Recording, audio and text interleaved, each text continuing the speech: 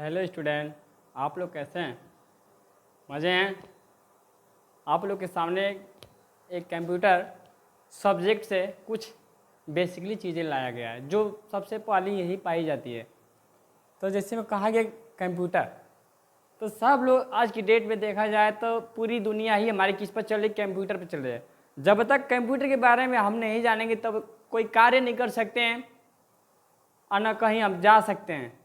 अब इससे ये हो रहा है कि हमको कंप्यूटर पढ़ना बहुत ज़रूरी है। जब तक कंप्यूटर नहीं पढ़ेंगे तब तक हम कुछ कार्य नहीं कर पाएंगे, क्योंकि कहीं भी जा रहे हैं तो देख रहे हैं तो हमारा सब जगह कंप्यूटर की डिमांड है। तो कंप्यूटर पढ़ना हमें बहुत उचित है। तो आप लोग के सामने हम कंप्यूटर बेसिकली कुछ बताने जा रहे हैं,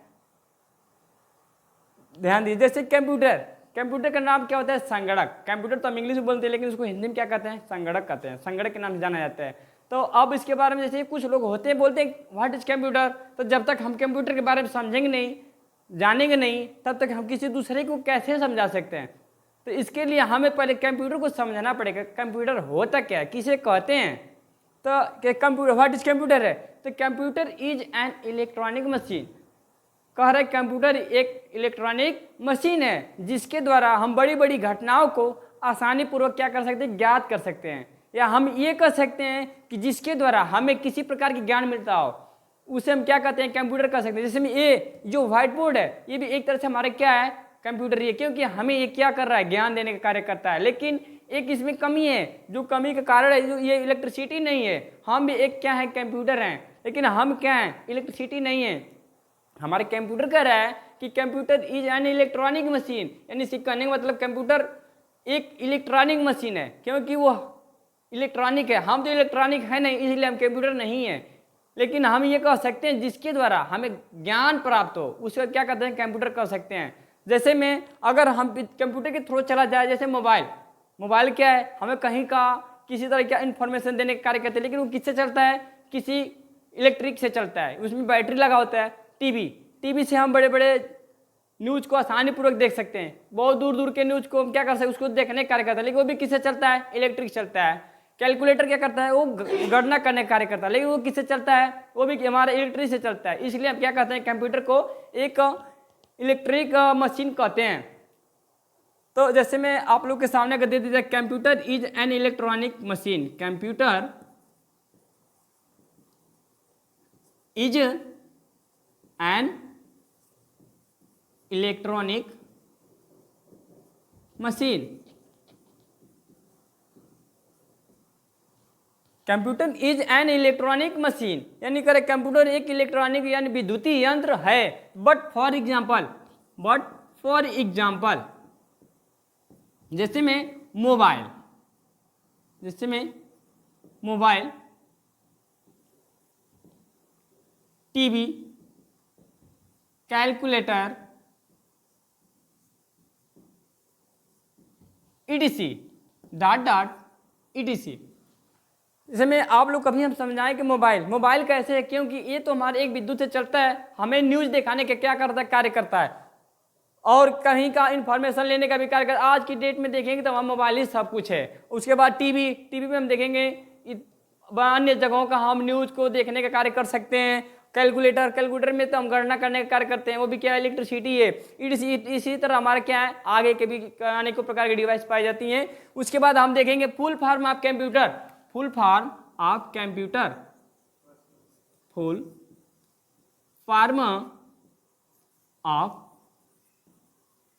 computer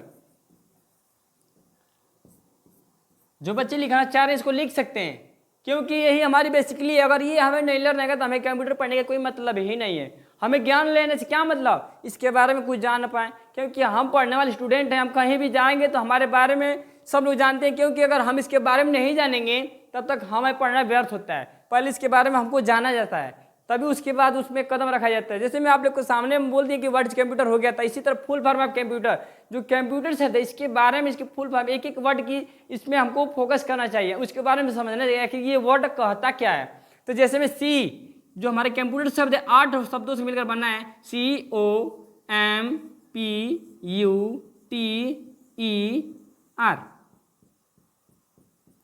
C for calculation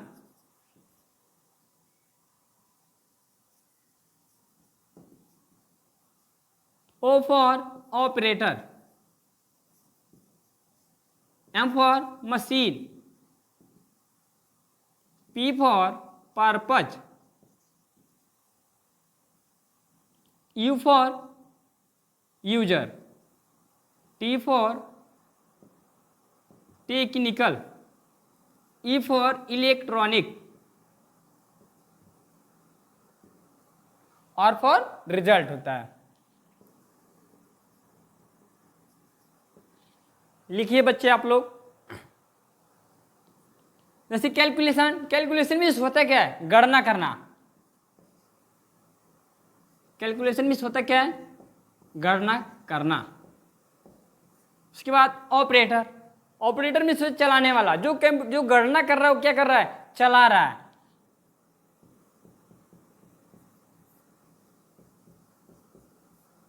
M for machine, किस पे कर रहे हैं? हम यंत्र पे कर रहे हैं, यानी जो उपकरण है जिस पर हम बैठे हैं, जिस सिस्टम के सामने बैठे हैं, वही क्या है? यंत्र है। उसको हम किस नाम से जानते हैं? यंत्र के नाम से जानते हैं। और पर्पज मतलब होता है उद्देश्य, यानी जो हम कर रहे हैं, गणना कर रहे हैं, चलाने वाला कर रहा है, यंत्र पे कर रहा है, उसका भी तो कुछ होना चाहिए, कोई मतलब तो होना चाहिए, यानी कौन सा उद्देश्य से ये कार्य कर रहे हैं सिस्टम अपने। तो ये इसका जो पर्पज, ये भी हमारा मेन होता है, ये यानी इसको उद्देश्य के नाम से जाना जाता है।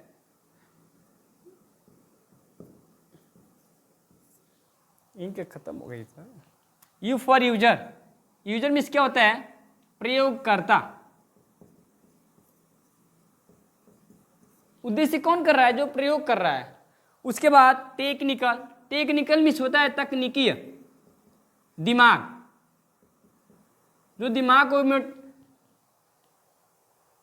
को बताता है, यानी जो दिमाग के बारे में कहता है कि तकनीकी किस दिमाग से वो कार्य कर रहा है, कौन सा टेक्निकल लगा रहा है। उसके बारे में फिर कर रहा है कि इलेक्ट्रॉनिक, जब तक हम तकनीकी लगाएंगे, लेकिन जब हमारी इलेक्ट्रॉनिक ही नहीं रहेगी तो हम तकनीकी क्या लगा कर करेंगे।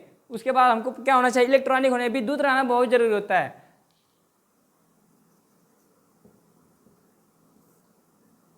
उसके बाद परिणाम, तभी हमें क्या मिलता है? उसका परिणाम मिलता है।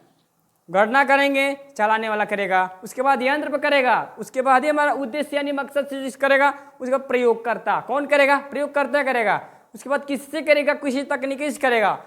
किस पर करेगा? यानी जब तक हमको विद्युत नहीं मिलेगा तब तक हम क्या करेंगे? किसी कार्य को नहीं कर सकते। और जब विद्युत मिलेगा तब हमें क्या मिलेगा? परिणाम मिलेगा। ओके, उसको आप लोग इसको डिनोट कर लीजिएगा। उसके बाद नेक्स्ट डे अगले क्लास में मिलेंगे। Thanks, bye.